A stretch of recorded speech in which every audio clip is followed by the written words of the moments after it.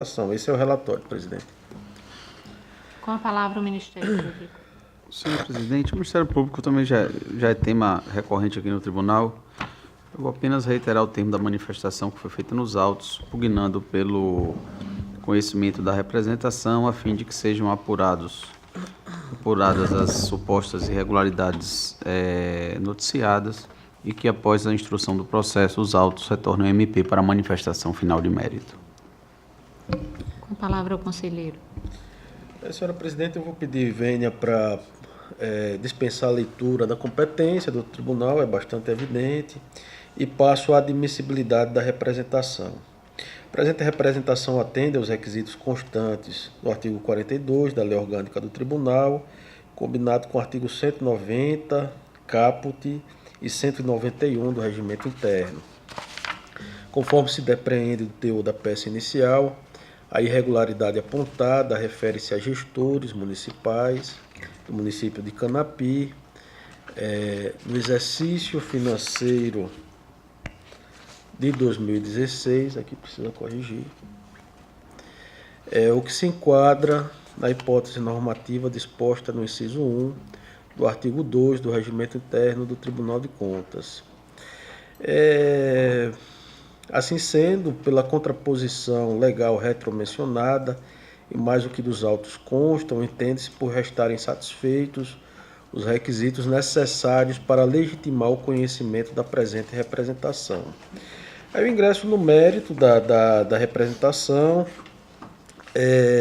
exatamente falando o que observa-se que os requisitos, que os questionamentos feitos pelo representante dizem respeito à regularidade de contrato firmado entre o município de Canapi e o escritório de advocacia, haja vista não ter sido submetido ao processo licitatório próprio ao caso, dizem respeito também ao possível dano ao erário com a utilização de recursos do antigo Fundef para pagamento de honorários contratuais e não em ações de manutenção e desenvolvimento da educação fundamental, como deveria ser utilizado. A primeira argumentação que se dá sustentáculo à peça inicial refere-se à legalidade do procedimento formal que originou o contrato já nominado. O processo em tela versa sobre contratação direta de escritório advocatício fundada na inexigibilidade, prevista no artigo 25 da Lei 8666. E aqui eu falo que, por dever, a administração ela tem como regra a licitação e como exceção a dispensa ou a inexigibilidade de licitação. E caso a administração pretendesse contratar, mediante dispensa, aquele escritório de advocacia, ela deveria se ater ao artigo 25, caput, combinado com o inciso 2 da Lei 8666, que elenca os seguintes requisitos: inviabilidade de competição, previsão de serviço no artigo 13 da própria lei, a singularidade do serviço, uma singularidade objetiva, e a notória especialização da empresa a ser contratada, né? E a análise em juízo de cognição sumária leva a entender que a empresa contratada ela não detinha todos os requisitos previstos na lei para essa contratação direta. A melhor hermenêutica jurídica recomenda, portanto, que mesmo configurada a situação descrita no inciso 2 do artigo 25, se for viável a competição, o dever geral de licitar é imperativo, ou seja, se houver viabilidade de competição, ainda que se configure a hipótese de um dos incisos, seria obrigatório licitar, né? Aqui, mais adiante, eu falo também da existência de outros escritórios com especialização para contratação, né, desse tipo de serviço. Menciono que um dos objetos da representação também é o valor da contratação, né? E, por fim, a vinculação integral dos recursos ao fundo, ao antigo Fundef, atual Fundeb.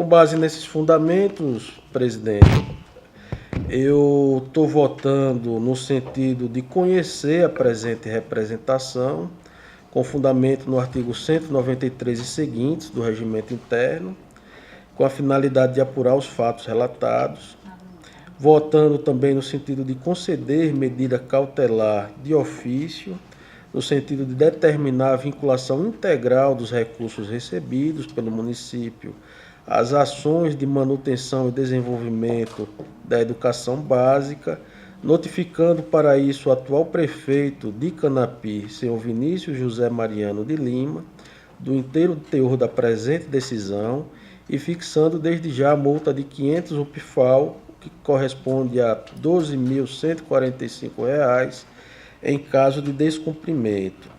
Estou votando também no sentido de determinar a citação do senhor Celso Luiz Tenório Brandão, então prefeito do município de Canapi, para que no prazo de 15 dias venha apresentar defesa em relação às alegações suscitadas. Em determinar a citação do escritório Castro e Dantas Advogados, para que no prazo de 15 dias possa apresentar também defesa. Estou votando no sentido de determinar que, após cumpridas as diligências determinadas e transcorrido o prazo de 15 dias, sejam remetidos os autos à Diretoria de Fiscalização Municipal para a instrução do feito e, por fim, em dar publicidade à presente representação. É como eu voto, presidente. Em discussão o processo. Com a palavra, conselheiro Fernando. Esse é um tema, eu poderia dizer assim, tanto espinhoso, que tem permeado esse Tribunal de Contas, mas com algumas representações já votadas aqui nesta Corte de Contas. Coincidentemente, senhora presidente, senhores conselheiros, no dia de hoje, eu estou trazendo o meu entendimento sobre essas representações em voto vistas, em números aqui do conselheiro substituto, ora, nas plenas funções aqui, doutor Sérgio Maciel, e também do conselheiro Anselmo Brito. Inclusive, na ocasião da minha relatoria, vou precisar tirar de pauta para ele não se encontrar no pleno nesse momento. Mas, senhora presidente, eu uso, inclusive, mesmo sem pedir vista dessa análise de voto, porque pedi de números, como eu estou trazendo um voto na mesma esteira dessas inúmeras representações, eu, de pronto aqui, eu abro divergência. Estudei isso bastante, apresentarei o meu voto logo mais, mas abro divergência para que nós não, já acompanhando, como disse, na esteira de outros processos votados, por não acatarmos essa representação e pelo arquivamento. Não entendo de forma, presidente, estudei isso, está aqui um voto extremamente comprido, longo, que eu vou ter oportunidade. Não vejo irregularidade alguma. Não consegui identificar. O escritório tem a competência, o município não tem como fazer face a esses pagamentos. O contrato já existiu. A prestação de serviço foi concluída, senhores conselheiros, pelo escritório em tela. Ele prestou serviço. O município recuperou o recurso, entesourou o recurso, inclusive com decisões judiciais de cortes superiores, reconhecendo a legalidade da contratação. Reconhecendo a contratação. Nós, inclusive, tivemos outros momentos de debate sobre esse tema, quando, do direcionamento, para quando a utilização desse recurso, que nós tomamos uma decisão que foi superada por cortes superiores e nós já absorvemos os recursos são destinados exclusivamente à educação. Ponto. Agora, com relação à contratação do escritório da recuperação, eu sei, eu não vejo como. Primeiro porque eles prestaram serviço. Prestaram serviço. A União tem feito o pagamento da decisão judicial, recolhendo, inclusive, os recursos do honorário advocatício. Do próprio pagamento ao município dos recursos advindos, tem sido pago, descontado os recursos do escritório que prestou esse serviço. E outras argumentações que farei, senhora presidente, mas eu não vou nem pedir vista nisso aí, já vou manifestar meu voto pelo arquivamento dessa denúncia. Assim como voto, senhora presidente. Conselheira, eu queria pedir vista desse processo do conselheiro Rodrigo. Em vista o processo para conselheiro Otávio. Senhora presidente, senhores conselheiros, eu tenho mais 18 processos para relatar. Eu vou fazer em lista. Antes, eu estou solicitando a retirada de pauta do processo número 13.997/2014, do processo 10.542/2011, do processo TC número 5278/2011, do processo TC 7350/2011 e do processo 16.493/2011.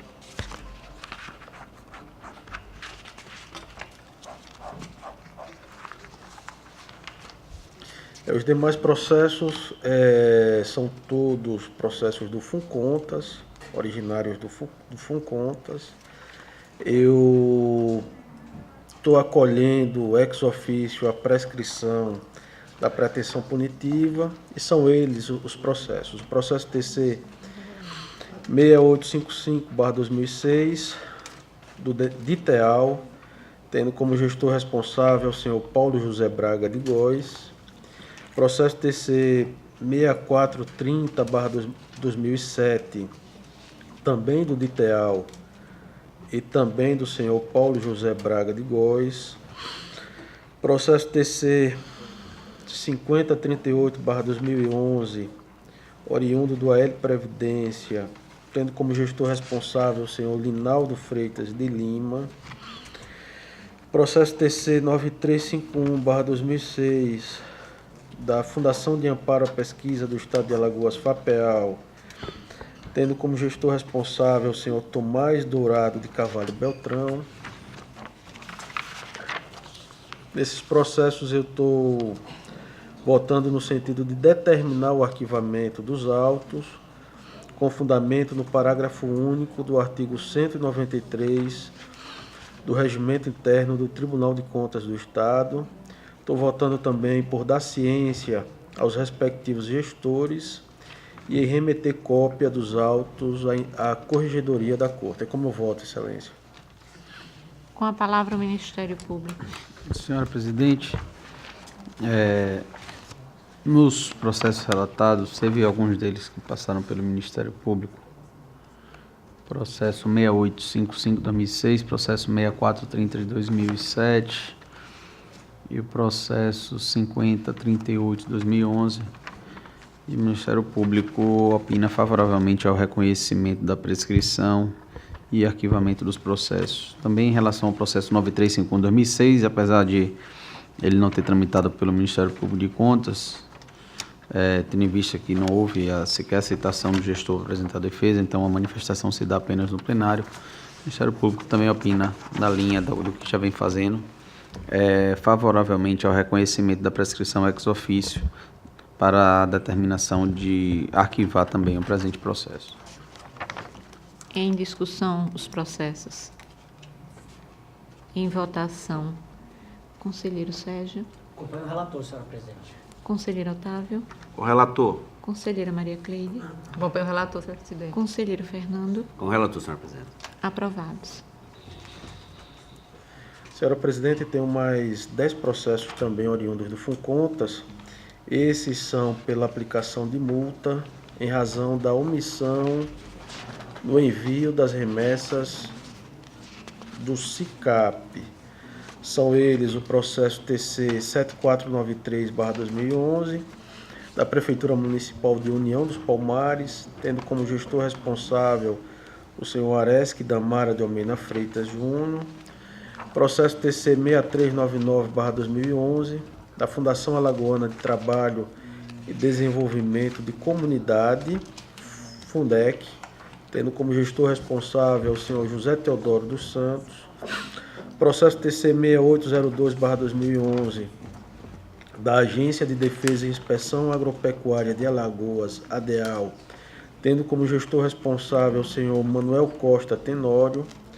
Processo TC 10.332/2011, da Fundação Alagoana de Promoção Esportiva, FAP, tendo como gestor responsável o senhor José Teodoro dos Santos.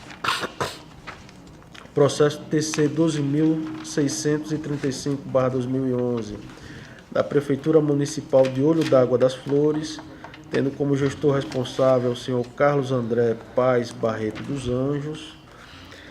Processo TC 16.721/2011, da SMTT de Rio Largo, tendo como gestor o senhor Marcelo Ferreira Sarmento. Processo TC 16.858/2011, também da Prefeitura Municipal de Jaramataia, tendo como gestor o senhor João Pinheiro dos Santos.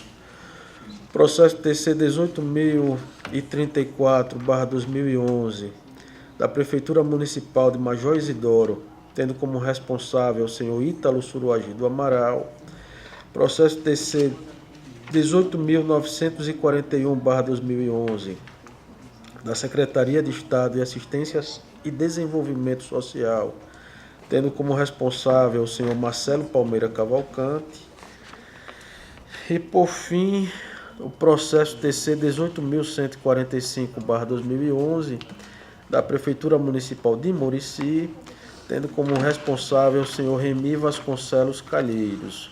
Em todos eles eu estou votando no sentido de aplicar multa no valor de 100 UPFAUs, com fundamento nos artigos 45, 48, inciso 3, da Lei número 5.604/94, com fundamento nos artigos 203 e 206 do Regimento Interno da Corte. Voto também no sentido de conceder prazo de 5 dias a partir do recebimento do AR para que encaminhem ao SICAP as respectivas obrigações. Estou votando também no sentido de cientificar do inteiro teor desta decisão e alertar de que o não pagamento da multa no prazo fixado implicará em comunicação à Procuradoria-Geral do Estado para posterior ajuizamento da ação de execução. É como eu voto, Excelência. Com a palavra o Ministério Público. Senhora Presidente, senhor conselheiro relator, tem alguns processos desses que não tramitaram pelo Ministério Público e, ao ouvir o voto de Vossa Excelência, conselheiro Rodrigo, eu fiquei com algumas dúvidas. A primeira é o seguinte: a maioria dos processos relatados, a totalidade dos processos, eles são de 2011. Queria saber de Vossa Excelência se houve alguma causa interruptiva da prescrição, porque, em tese, já se passam mais de 5 anos da data da abertura do processo. E um outro questionamento, a dúvida que fiquei, é quanto ao dispositivo final do voto de Vossa Excelência, quando determina que o gestor ele seja notificado para que apresente as informações eventualmente não encaminhadas à data do calendário de obrigações, e eu enxergo uma dificuldade aí de natureza até intransponível, porque esses gestores, à época de 2011, ele não tem mais acesso sequer às informações, e ainda que tenham as informações, a transmissão da informação ele tem que ser feita pelo próprio município, né? Então, não compreendi, se Vossa Excelência puder esclarecer a razão, porque acho que em votos anteriores eu ainda não tinha me deparado ou não tinha atentado para esse dispositivo do voto no sentido de determinar que esses responsáveis encaminhem as informações que foram omitidas naquela oportunidade. Tá. Com relação ao prazo prescricional, meu gabinete tem tido devido cuidado para identificar as causas de interrupção. Eu considero, de acordo com a lei, a notificação ou citação válida do gestor como uma causa interruptiva dessa prescrição. Aqui não é o caso, não houve em nenhum desses processos nem a prescrição quinquenal, nem a prescrição intercorrente, seja ela posterior à notificação ou anterior, como havíamos discutido já em outras oportunidades. Aqui não há nenhuma manifestação do Ministério Público pela incidência da prescrição. Mas existe uma causa interruptiva que seria, presumo eu, a citação do gestor em todos os processos. A volta do AR, no caso, porque nesse caso, se o processo Isso, não foi MP, é porque eles não apresentaram a defesa. Quando se completa a citação então, Vossa Excelência está tomando como causa interruptiva da prescrição a juntada do AR. Aí, nesse caso, não está, por isso não está reconhecendo a prescrição, porque verificou que não ocorreu. Por isso não estamos reconhecendo a prescrição. Certo. Quanto a esse aspecto, então, o Ministério Público opina favoravelmente a aplicação da penalidade em relação a esse ponto. Com relação ao dispositivo do voto, que determina a cientificação do gestor para que encaminhe a documentação que está faltante ou as informações faltantes, a gente tem que considerar que essa era uma obrigação pessoal do gestor. Agora, nada impede que o tribunal evolua seu entendimento diante da necessidade de se efetivar o cumprimento da decisão, direcionando ao atual gestor, né? Mas aí a gente precisa refletir, porque estaríamos criando uma obrigação que não seria daquele gestor, né? Seria do gestor anterior, e ele se vire para encaminhar é assim que eu penso, né? Ele deu causa ao não envio, ele tem que cumprir aquela obrigação e buscar as formas de cumprir aquela obrigação por ele não adimplida, né? Dessa forma que eu penso. Agora, nada impede que a gente evolua o entendimento no sentido de direcionar essa ordem ao atual gestor, né? Só complementando, então, assim, quanto a esse aspecto, eu peço vênia a Vossa Excelência para discordar, até porque o gestor, eu acredito que não detém a documentação, e o próprio cadastramento no SICAP, ao encerrar o mandato dele, ele não tem nem mais o cadastramento para o envio eletrônico da informação, máximo nos casos do SICAP. De qualquer sorte, não apenas por isso, entendo que já está sendo aplicada a penalidade, o gestor não está mais no exercício do cargo e que o tribunal deveria buscar essas informações diretamente do ente, né? No caso, entes estaduais ou dos entes municipais. Quanto a esse aspecto, com a devida vênia, entendo não ser pertinente essa colocação que foi feita no dispositivo do voto de Vossa Excelência. Essa manifestação. Me permita só um esclarecimento. Me parece, e aí os demais conselheiros têm muito mais experiência do que eu, que o cadastramento do gestor junto ao Carduge, ele permanece mesmo após encerrado o seu mandato, durante um período, me parece que de 5 anos. Eu não sei, não saberia precisar aqui, mas ele não é encerrado, doutor Enio, imediatamente com o encerramento do mandato, até mesmo para permitir que o gestor possa sanar a eventual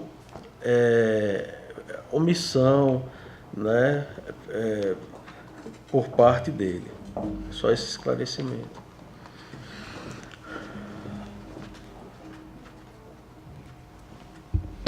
Em discussão, em votação, conselheiro Sérgio. Senhora presidente, eu acompanho o conselheiro Rodrigo na aplicação da multa, mas o meu entendimento aqui já foi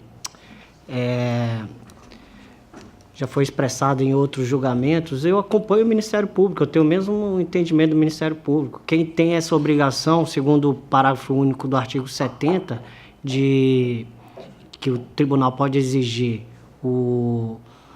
que encaminhe esses documentos ao tribunal, é o atual gestor. Então, meu entendimento nesse ponto é o mesmo do Ministério Público de Contas, mas isso, não obstante isso, eu acompanho o conselheiro relator com relação à aplicação da multa. Conselheiro Otávio. Eu, conselheira presidente, eu acompanho, mas eu só estou com uma dúvida com relação, mas eu tenho a impressão, Rodrigo, que na hora que você entra com outro gestor, posso estar enganado, eu vou até tirar dúvida, aquele que estava cadastrado, porque não tem 2 campos para cadastrar o mesmo gestor, entendeu? O gestor da prefeitura X, ele não tem. Eu acho que aquele outro, ele através da internet, ele não vai poder. Eu tenho essa impressão. Mas eu voto com Vossa Excelência. Mas vou tirar dúvida também com isso. Conselheira Maria Cleide. Acompanho o relator, senhora presidente. Conselheiro Fernando. Eu acompanho também o relator, senhora presidente, até mesmo porque nós estamos sancionando o gestor pelo não cumprimento do calendário das obrigações. O restante são, na verdade, acessórios que eu tenho certeza que se superarão se ele tiver interesse de se fazer presente nas informações necessárias para o tribunal. Aprovado. Senhora presidente, eu tenho mais um processo, 18.157/2011. Na verdade, ele se trata também de uma aplicação de multa em desfavor do senhor Antônio Lins de Souza Filho, prefeito do município de Rio Largo. Nesse caso, ele foi devidamente citado e apresentou defesa. Alegando que o município teria sofrido uma enchente na época, o que teria dificultado o encaminhamento por parte daquele gestor de documentação referente aqui ao calendário de obrigações.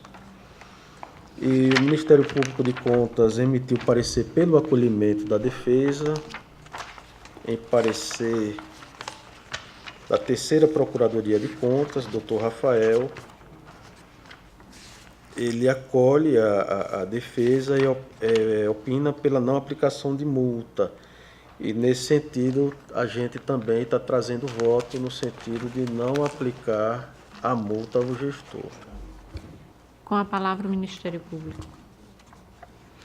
Senhora presidente, o Ministério Público se manifestou nos autos por intermédio do parecer 1716/2017 da Terceira Procuradoria de Contas, no qual o procurador Dr. Rafael considerou que, apesar do não envio da documentação requestada, e no caso a documentação, na verdade, foi encaminhada, né? Então não foi pelo não envio, mas pelo atraso no envio. Eu vou até ler o trecho do parágrafo do parecer. Da análise dos autos, se verifica que a defesa apresentada pelo gestor deve ser acolhida. O prazo para envio da documentação requestada findou em 30 de novembro de 2010, no entanto, apenas em 24 de 2011, aquela deu entrada nesta corte. Porém, considerando o caso fortuito, inclusive recebemos um relatório que foi feito pelo Ministério Público, acompanhou, por ocasião das enchentes em 2010, tem um relatório fotográfico e mostra a situação que ficou o município de Rio Largo. Então, considerando o caso fortuito, bem como o princípio da proporcionalidade, a que se admitir a flexibilização do prazo imposto pela Resolução Normativa número 02/2003, razão pela qual opinamos pelo acolhimento da defesa e, consequentemente, não aplicação da sanção e arquivamento do presente processo. Em discussão o processo. Em votação, conselheiro Sérgio. Com o relator, senhora presidente. Conselheiro Otávio. Com o relator, presidente. Conselheira Maria Cleide. Acompanho o relator, senhora presidente. Conselheiro Fernando. Com o relator, senhora presidente. Aprovado. Senhora presidente, sem mais processo para o dia de hoje. Pela ordem, conselheiro Fernando. Senhora Presidente, senhores conselheiros, senhora conselheira, senhor do Ministério Público. Senhora Presidente, eu inicio a minha relatoria com alguns processos de denúncia formulada pelo secretário de Controle Externo do TCU em Alagoas, senhor Walter dos Santos Canuto, ou melhor, denunciado é o senhor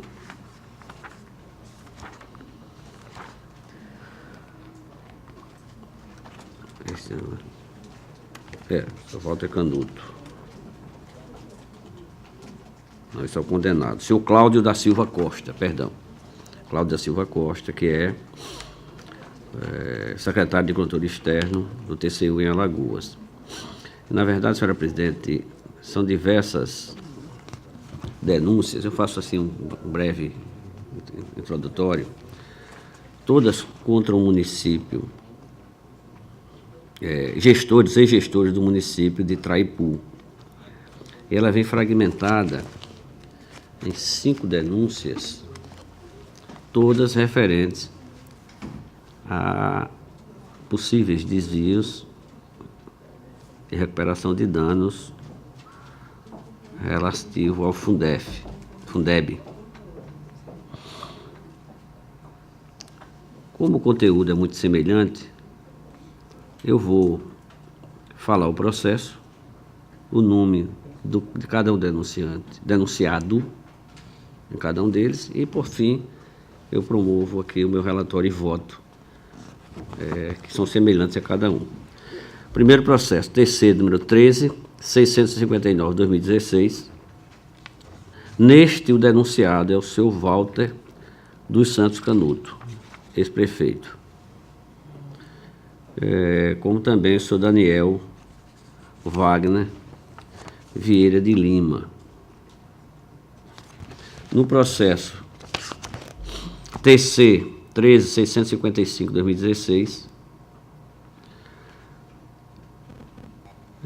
o denunciado é o seu Walter dos Santos Canuto, ex-prefeito.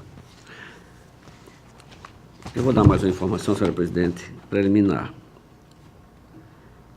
Neste primeiro processo, tem um ressarcimento de R$ 14.317,86.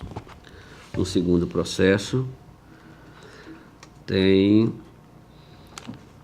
um débito que gravita na cifra de R$ 26.047,42.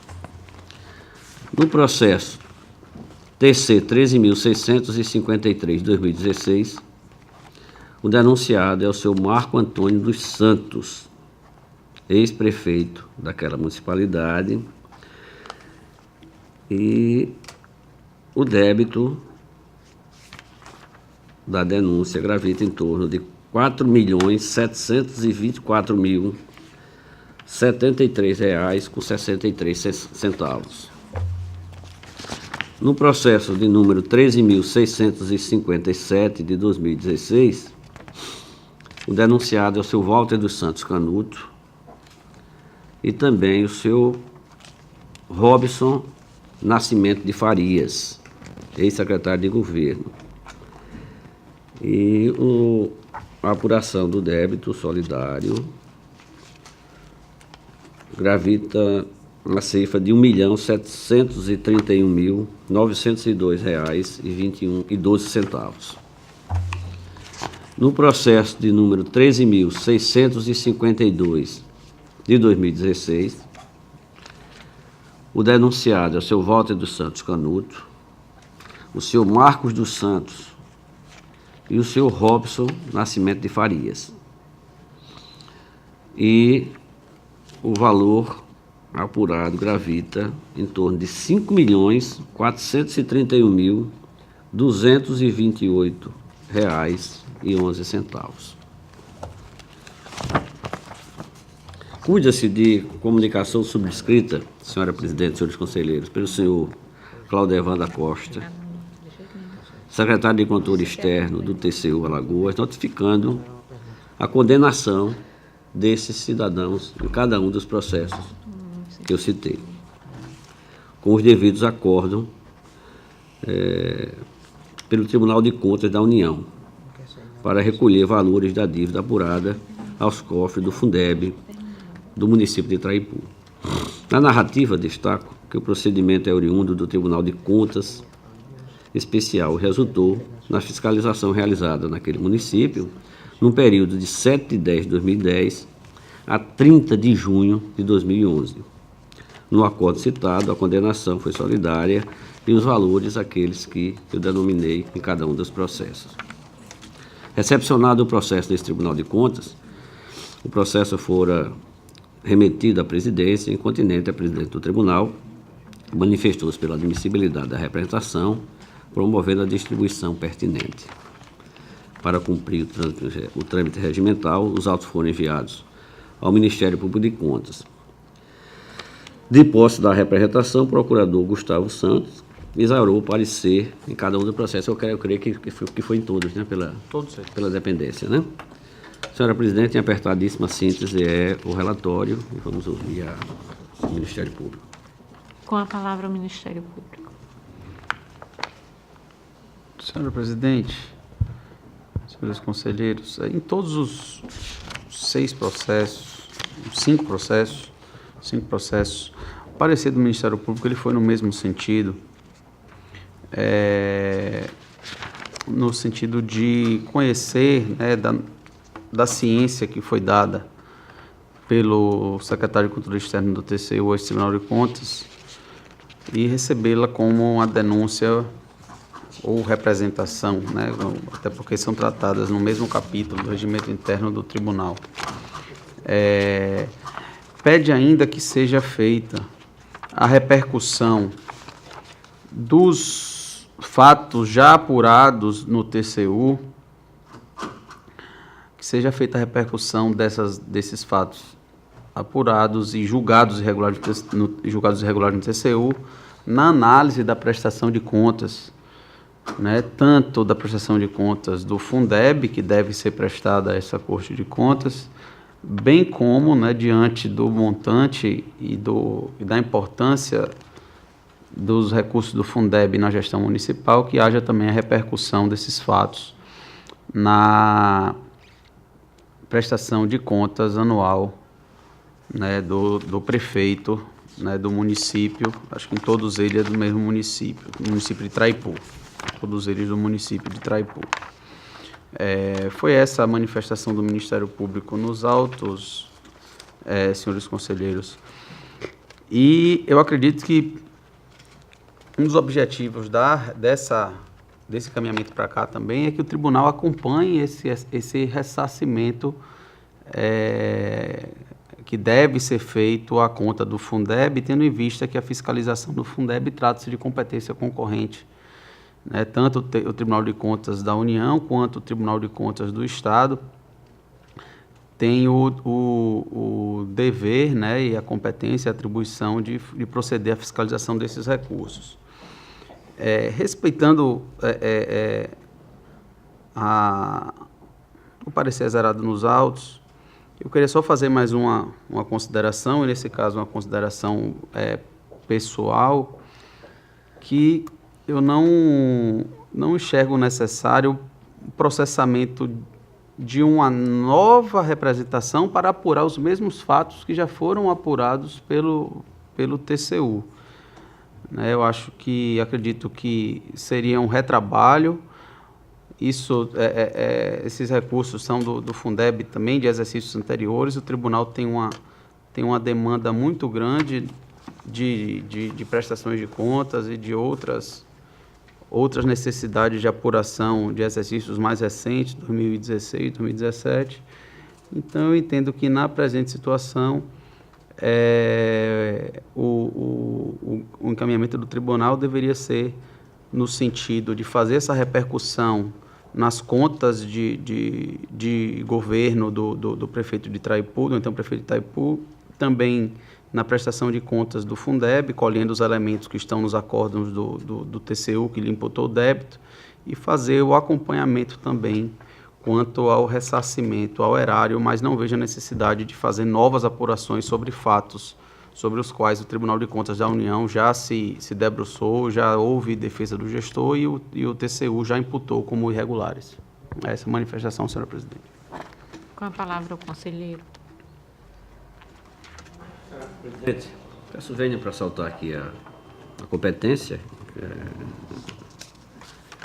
a admissão do processo. Nesse aspecto, concebo que a representação aviada tem pertinência com as competências desta Corte de Contas, especialmente no que concerne ao acordo do TCU, que julgou irregulares essas contas de ex-prefeitos e secretários. Por conseguinte, de ex-tesoureiro do município, entre outras, né? Quanto à instrução dessa representação, entendo que os elementos trazidos pela denunciante servem para subsidiar a admissibilidade da representação. Esclarece o regimento interno deste Tribunal de Contas que a instrução dos processos será presidida pelo Conselho Relator, norma que se dirige primordialmente à garantia da imparcialidade do julgamento a que submete os jurisdicionados. Por conseguinte, toda a coleta de informações produzida previamente à autuação dessa representação terá peso meramente indiciário, conquanto não subsidia a dialética do procedimento em apreço. Quanto ao pleito do Procurador de Contas, senhor Gustavo, aqui defendida pelo Procurador-Geral de anexar a presente denúncia na prestação de contas do gestor, deixo de apreciá-la após a colheita da defesa dos senhores denunciados, entre tantos outros aqui nominados. Desta forma, fazendo uso das minhas atribuições constitucionais, legais, regimentais, voto no sentido de conhecer a denúncia, para que seja apurado os fatos noticiados pelo senhor Claudevan da Silva Costa, secretário de Controle Externo do TCU em Alagoas, notificando a condenação dos jurisdicionados em acordos nominados em todos os processos pela segunda Câmara do Tribunal de Contas da União, para efetivar a citação dos gestores nominados, todos eles, para a citação também do tesoureiro, que foi também dos gestores do tesoureiro, deferindo a todos eles um prazo de 15 dias contado do recebimento AR para se manifestar em torno dos fatos aqui nominados. É como voto, senhora presidente. Em discussão o processo. Em votação. Conselheiro Rodrigo. Com o relator, presidente. Conselheiro Sérgio. Acompanho o relator, senhor presidente. Conselheiro Otávio. Com o relator, presidente. Conselheira Maria Cleide. Acompanho o relator, senhora presidente. Aprovado. Senhora presidente, trago nesse momento também para relatar os processos de representação e nesse momento farei só os que nominam aqui e tirarei de pauta outros. Relatarei 4 e 5 deles eu retiro de pauta porque o relator originário, o conselheiro Anselmo, ele não se encontra, nós temos como regra só relatar quando o conselheiro titular originário está presente. Os que vou tirar de pauta é o TC 340 de 2016,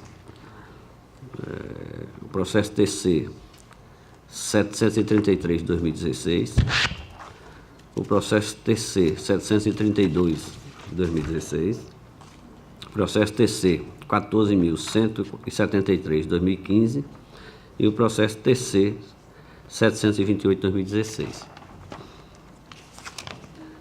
Relatarei, senhora presidente, os processos TC 14.172 de 2015, o responsável, senhor Antônio Costa Borges, do município de São Brás, cujo conselheiro relator é o doutor Sérgio Maciel, conselheiro substituto, ora no exercício pleno nesta Corte de Contas. Processo TC de número 5505, 2016, O responsável é o senhor João Beltrão Siqueira, o município de Coruripe. Joaquim Beltrão Siqueira. Processo terceiro, número 730, de 2016, do município de Viçosa, cujo gestor é o senhor Flober Torres Filho, ex-gestor. Processo terceiro, 725, de 2016, do município de Atalaia, o responsável é o senhor Manuel da Silva Oliveira. Como eles têm o mesmo conteúdo, senhores conselheiros, vou fazer relatório apenas de um deles. O Ministério Público de Contas fez a representação em desfavor dos municípios ora citados na pessoa de seus gestores, especificamente por sustentar que a contratação do escritório de advocacia Castro e Dantas não poderia ter se realizado por inelegibilidade para propor demanda com a finalidade de recuperação judicial a crédito do Fundef, aduzindo em linhas gerais que a contratação não se enquadraria nas hipóteses previstas para a inelegibilidade. A representação na condição de processo de fiscalização exercido dentro das atribuições de controle externo exercido pelo Tribunal de Contas deve indicar o fato irregular sobre o qual se cobra providências. Nesse sentido, a doutrina é bastante elucidativa. Abro aspas.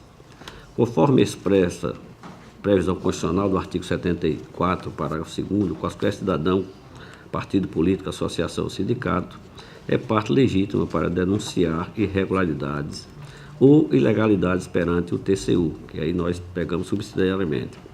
O mesmo direito é exercido pelos tribunais de contas dos estados e dos municípios no âmbito das respectivas jurisdições. O TCU apurará a denúncia que preencha os requisitos de admissibilidade, a saber, deverá versar sobre matéria de competência do tribunal, referir-se à administração responsável sujeito à sua jurisdição, ser redigida em linguagem clara e objetiva, conter o nome legível do denunciante, sua qualificação, endereço e estar acompanhada de indícios concernentes à irregularidade ou ilegalidade denunciada. O relator ou tribunal deverá conhecer da denúncia que não observe esses requisitos, não deverá conhecer que não obtiver esses requisitos e formalidade, devendo o respectivo processo ser arquivado, após comunicação ao denunciante. O regimento interno deste Tribunal de Contas, em seu artigo 191, também exige que o representante apresente as circunstâncias e os elementos de sua convicção acerca da irregularidade que aponta. A representação deve ser acompanhada, no mínimo, de elementos de provas incendiárias acerca da irregularidade suscita. A representação que inaugura esse procedimento faz uma série de apontamentos acerca das exigências administrativas que hão de ser atendidas no caso de contratação de prestação de serviços advocatícios por inelegibilidade. Contudo, não apresenta elementos probantes incendiários no sentido de que o município representado tenha desatendido essas exigências no caso específico. Nesse ponto, reputo não atendido o requisito de admissibilidade da representação, porquanto não há indicação de eventual irregularidade cometida. O representante, contudo, ainda afirma que não há singularidade na contratação de serviços advocatícios para a execução do título judicial coletivo, fundamento que seria capaz de justificar a irregularidade da contratação. Quanto a esse argumento, também não vislumbra o atendimento do requisito de admissibilidade da representação, pois este tribunal, em vários casos análogos, já decidiu que a execução desse título judicial coletivo é serviço advocatício singular. Neste ponto, acrescento que em procedimento semelhante a este, o município de Paulo Jacinto apresentou protocolo de número 1591 de 2016, uma série de informações extremamente esclarecedoras quanto à natureza singular destes serviços. E aqui eu peço vênia a Vossas Excelências para trazer essas razões. Abro aspas. O município, após receber proposta do escritório Castro e Dantas, no início do ano de 2014, para apresentar medida judicial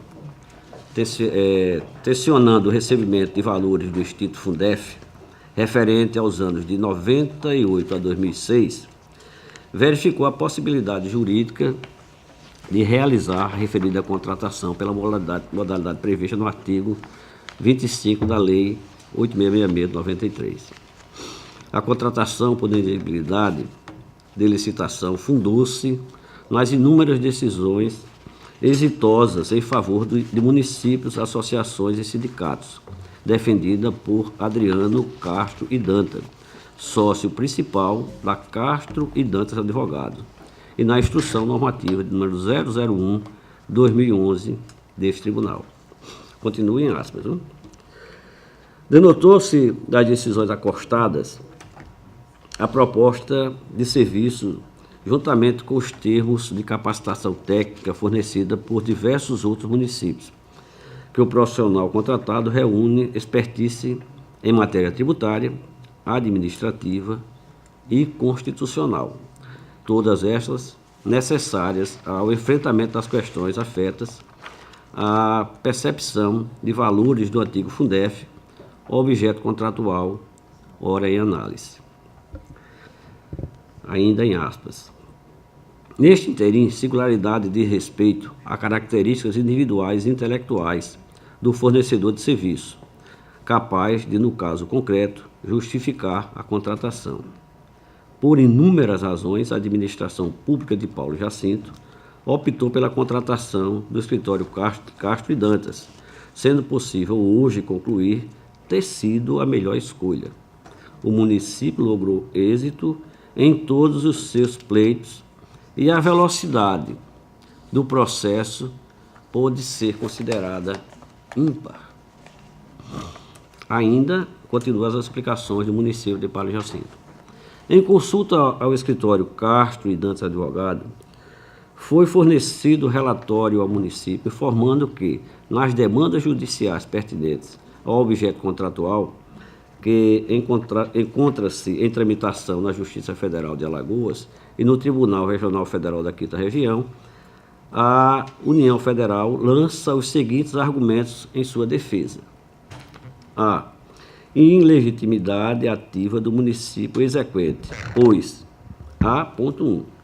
Inexistência no Estatuto da AMA, que foi ela lá quem ingressou com a ação, de permissão para a representação processual ativa dos municípios. A. 2. Impossibilidade de o município fazer-se representar por associação. B. Impossibilidade de litisconsórcio ativo ulterior. C. Inépcia de petição de cumprimento de título judicial ante a necessidade de realização de liquidação dos artigos. D. Pendência de julgamento de ação civis ordinária no Supremo Tribunal Federal. E. Natureza jurídica vinculada das verbas que a União foi condenada a pagar, destacando que, como o Fundef foi extinto, não caberia mais repasse ao município. F. Existência de causa modificativa / extintiva da obrigação, nos termos do artigo 141 do Código de Processo Civil. G. Inexistência de comprovação do dano a ressarcir, pois a apuração dos valores a serem pagos dependeria de comprovação documental das despesas efetivas pelo ente municipal no cumprimento das disposições da Lei de número 9.494 de 97 e nos parágrafos do artigo 60 da ADCT. H. Necessidade de vinculação dos valores a serem pagos mediante precatórios ao emprego exclusivo na educação, Fundeb, e a impossibilidade de destaque de honorários. E atualização de verbas, atualização dos valores pela Lei 11.960 de 09, aplicando a taxa referencial ao invés do IPCA, diferença de aproximadamente 30% do valor dos créditos.